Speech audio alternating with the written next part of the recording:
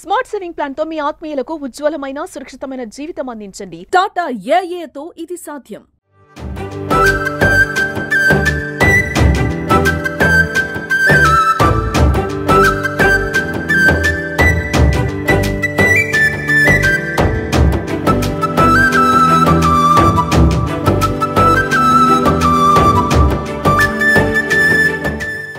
నమస్తే, welcome to Suman TV.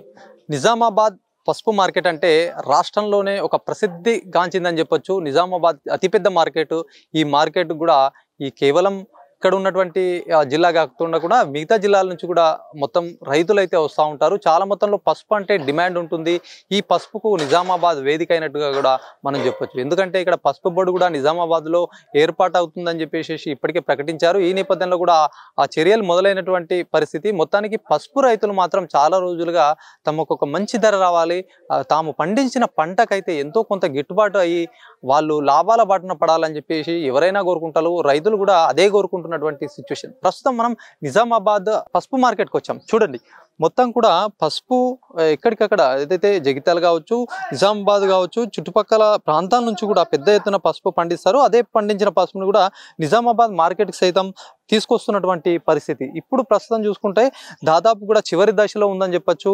మొదలుగా రైతులైతే చాలా వరకు పండించిన పంటని కూడా ఇక్కడ నిజామాబాద్కే తీసుకొచ్చినటువంటి పరిస్థితి. ఎందుకంటే ధర వస్తుందనే ఒక నమ్మకంతో నిజామాబాద్ మార్కెట్ తరలించారు. గతంలో చూసుకుంటే సాంగ్లీ మార్కెట్లో మంచి ధర వచ్చిందని చాలా మట్టుకు కూడా రైతులు అక్కడికి తీసుకెళ్లారు. కాకపోతే చివరి సంవత్సరం దాదాపు 18,000 వరకు పరికింది. ఈ నేపథ్యంలో రైతులు కూడా ఈసారి మంచి ధర వస్తుందని చెప్పేసి ఆశాభావంతో వ్యక్తం చేసి ఇక్కడ నిజామాబాద్ మార్కెట్కు తీసుకొచ్చిన క్రమం చెప్పొచ్చు. మధ్యలో చాలా రైతులు చాలా సఫర్ అయ్యారు. ఎందుకంటే వాళ్ళకు కావాల్సినటువంటి ధర రాకపోవడంతో కూడా చాలా మట్టుకు కూడా ఆందోళన వ్యక్తం చేశారు. ముఖ్యంగా కూడా పసుపు బోర్డు ఏర్పాటు చేశామని చెప్పినప్పటికీ కూడా వాళ్ళకి ధర రాకపోవడంతో ఆందోళన బాట పట్టారు.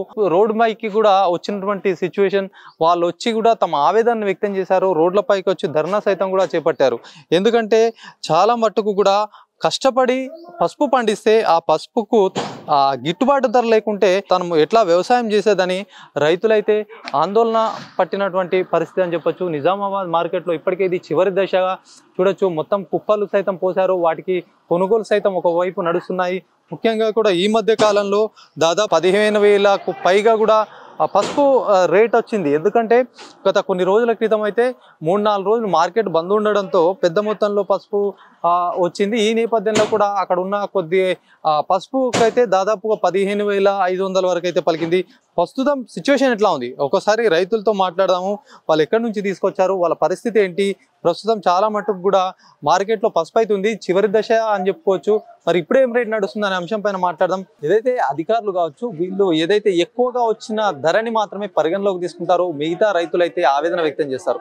నిజానికి రైతులు ఏమనుకుంటున్నారు, పసుపు పండిస్తే ఎలాంటి వాళ్ళ పరిస్థితి ఎట్లా ఉంటుంది, చాలా మటుకు కూడా పసుపు పండిస్తే ఎందుకు పండిస్తున్నామని కూడా రైతులు ఒకవైపు ఆవేదన సైతం వ్యక్తం చేస్తున్నారు. వాళ్ళ మాటల్లో తెలుసుకుందాం. వాళ్ళ కాక చెప్పు, ఎట్లా పసుపు పండించడము ఎంతవరకు మీకు లాభాలు ఉంటున్నాయి? బాగా ఇబ్బంది అవుతుంది.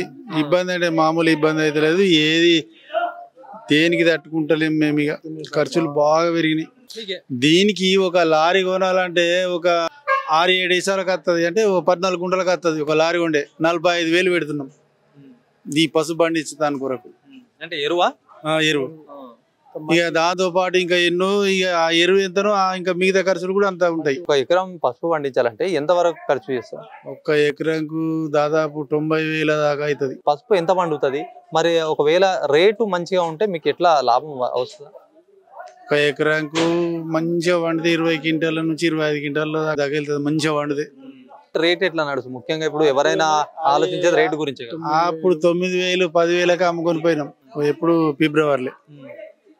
మళ్ళీ ఇంకోసారి ఇది నా కొడుకులు ఇద్దరు కాబట్టి ఇది ఇంకొక కొడుకుది. ఇప్పటికి ఏమైనా పెరిగిందా రేటు? కొంచెం పెరిగింది అంటున్నారు. ఇప్పుడు చూస్తే ఏర్పడుతుంది. అంటే దాదాపు ఇది చివరి దశ అని చెప్పచ్చా? చివరి దశనే. ఇప్పుడు మళ్ళా పెడదామంటే డబ్బులే లేవు.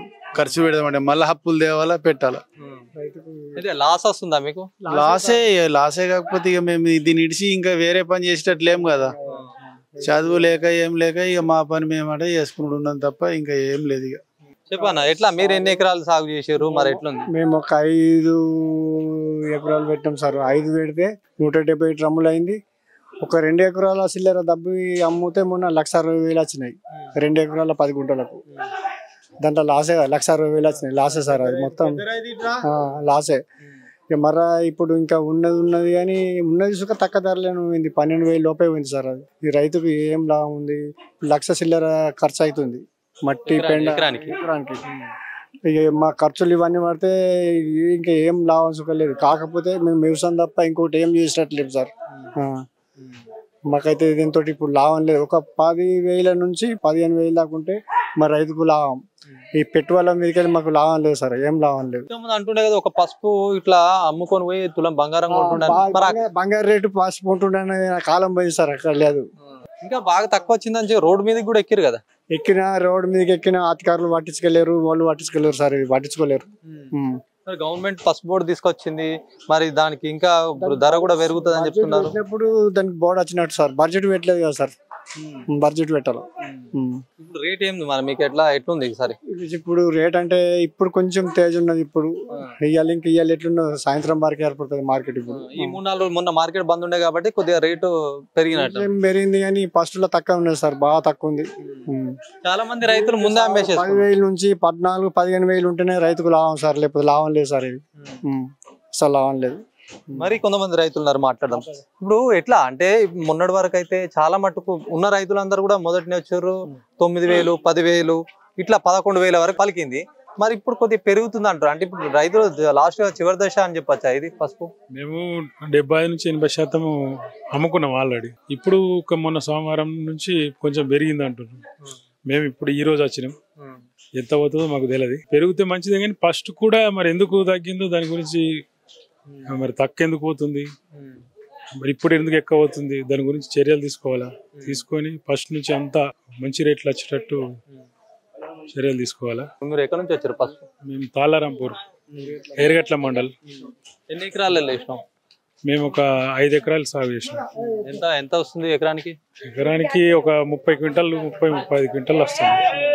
ఎరువులు బాగా వేసినట్టు అందుకే ఎంత చేస్తున్నాము. ఖర్చులు బాగా అవుతున్నాయి. కూలీల రేట్లు పెరిగినాయి. 1 ఎకరం పండియాలంటే 1.5 లక్షల నుంచి 2 లక్షల ఖర్చు అవుతుంది. పంట పండిన తర్వాత దాన్ని మార్కెట్ తెచ్చే ప్రాసెసింగే దగ్గర 40,000 50,000 ఖర్చు అవుతుంది. వీటికి వచ్చేవరకు ఉడకబెట్టుడు కానీ, దబ్బుడు కానీ, బ్రిక్ పిచ్చుడు, ఎండబెట్టుడు, ఆరబెట్టుడు, పాలిషింగ్ పెట్టుడు, అలా పండించేటప్పుడు ఎరువులు పోసుడు, మట్టి పోసుడు, పురుగు మందులు, ఇవి అడుగు మందు పోసుడు, ఇవన్నీ మందులకు వీటికి ఖర్చు బాగా అవుతుంది. ఖర్చు బాగా అయిన దానికి కనీసం 14-15,000 పోతేనే రైతుకు లాభం ఉంటుంది.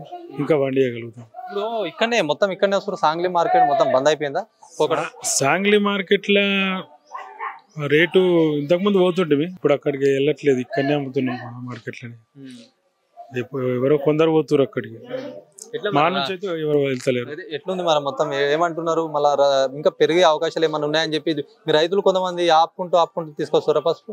కొంతమంది స్టోర్ చేసుకుంటారు కదా, ఎంతో కొంత లాస్ట్ మూమెంట్ లో ఏమైనా వస్తుందని. ఇంతకు ముందు కొంతమంది రైతులు కొంచెం ఆపుకుంటుండ్రి. రేటు పెరుగుతుంది మనం ఆపుతుండ్రి. ఈ సంవత్సరం మాత్రం ఎవరు ఆపలేరు. ఇంకా స్టార్టింగ్ ఉన్న రేటు కన్నా మధ్యలో దిక్కుంటూ వచ్చారు. అందరు భయపడి అందరు అమ్ముకున్నారు. ఇప్పుడు పెరుగుతుంది అంటున్నారు. మరి పెరుగుతుందా? పసుపు అంతా అలా వ్యాపారుల చేతులకు వెళ్ళిపోయింది. పెరిగినా మాకేం లాభం లేదు. రైతుల చేతులకు వెళ్ళి మొత్తం జారిపోయింది సార్. ఇప్పుడు అంతా జారిపోయింది. ఇప్పుడు ఏం లాభం లేదు. మరి డబ్బు తెసుగా 25,000 అయితే ఎకరాన. ఇంకా ఆ ఖర్చులు ఈ ఖర్చులు అంటే మొత్తం దాన్ని లెక్క పెడతా సార్. ఎకరాన 2 లక్షల ఖర్చు వస్తుంది సార్. ఇది చూడొచ్చు. మొత్తానికి కూడా రైతులు పసుపు పంట వేసే వాళ్ళు అయితే ఆ పంట కాకుండా వేరే పంట వేయమంటున్నారు. ఎందుకంటే చాలా ఇయర్స్ నుంచి కూడా వాళ్ళు అదే పండిస్తాం కాబట్టి ఆ పసుపు పంటనే మాకు పసుపు అంటేనే ఒక భగవంతునితో సమానం అంటారు, అమ్మవారితో స్వరూపం అని చెప్పేసి రైతులు అసలు కళాలకు వెళ్తే చెప్పులు లేకుండా కూడా వెళ్తారు. ఇసుంటి క్రమంలో పసుపు అంత నాణ్యంగా అంత భక్తితో పండిస్తారు. మళ్ళీ ఇలాంటి పసుపు ఇట్లా మార్కెట్కు తీసుకొచ్చినాక తమ పరిస్థితి ఏందని చెప్పేసి వాళ్ళు చాలా బాధపడుతున్నటువంటి సిచ్యువేషన్ చెప్పచ్చు. ఎందుకంటే ఎంతో డెడికేటెడ్ గా వర్క్ చేస్తూ కూడా మొత్తం ఆ ఎరువు నుంచి స్టార్ట్ చేశారు. మొత్తం ఎండింగ్ వరకు పాలిషింగ్ చేసే వరకు కూడా అనేక ప్రయాసాలకు ఎదుర్కొంటూ అన్ని కష్టాలను ఎదుర్కొంటూ చివరికైతే ఇక్కడ తీసుకొస్తారు. మరి ఇక్కడ తీసుకొచ్చిన తర్వాత మినిమం 14-15 వేలు అయితే ఉంటేనే వాళ్ళకి ఎంతో కొంత మునాఫా అయితే వస్తుంది అంటారు. లేకపోతే వాళ్ళకు పెట్టిన పెట్టుబడి సైతం వెళ్ళదని చెప్పేసి వాళ్ళు ఒకవైపు ఆవేదన సైతం వ్యక్తం చేస్తున్నారు. మరి పసుపు బోర్డు అయితే నిజామాబాద్కి వచ్చింది. ఇక నుంచన్నా వాళ్ళ భవిష్యత్తు ఇప్పుడైతే దాదాపుగా అయిపోయింది, లాస్ట్ వరకు ఉంది కాబట్టి ఇప్పుడు ఏ 10% కూడా ఉంటుందో ఉండదో దాదాపు 70-80% మంది కూడా చాలా రైతులు నష్టపోయారని చెప్పొచ్చు. ఎందుకంటే మొదటగా ఒక మంచి రేటు పలికినటువంటి స్టార్టింగ్లో ఒక ఎంతో కొంత బెనిఫిట్ రేట్తో రైతులకు లాభాలు వస్తున్నాయి అనే సమయంలో తీసుకొచ్చారు. చాలా మటుకు మధ్యలో మొత్తం డౌన్ అయిపోయింది, రైతులు రోడ్డుకి ఎక్కారు, చాలా అవస్థలు ఎదుర్కొన్నారు. మళ్ళీ ఇప్పుడు రైతుల దగ్గర మొత్తం పసుపు అంతా అయిపోయింది. ఇప్పుడు మార్కెట్కు తరలిద్దామంటే కూడా చాలా తక్కువ మంది రైతులు వస్తున్నారు. మళ్ళీ ఇప్పుడు రేటు పెరిగింది. దీన్ని బట్టి చూడొచ్చు ఇదంతా కూడా వ్యాపారులు లాభం పొందడానికి ఇదంతా ఎట్లా చేశారో అని చెప్పేసి వాళ్ళు రైతులు సైతం కూడా తమ ఆవేదన వ్యక్తం చేస్తున్నారు. ఏదేమైనప్పటికీ ఇంకొకసారి వచ్చేసారి పంటకైనా సరే కనీసం మంచి ధర పెట్టే విధంగా ప్రభుత్వం కృషి చేయాలని చెప్పి రైతులు కోరుతున్నటువంటి పరిస్థితి. కెమెరా పర్సన్ సందీప్తో శ్రీనివాస్, సుమన్ టీవీ, నిజామాబాద్.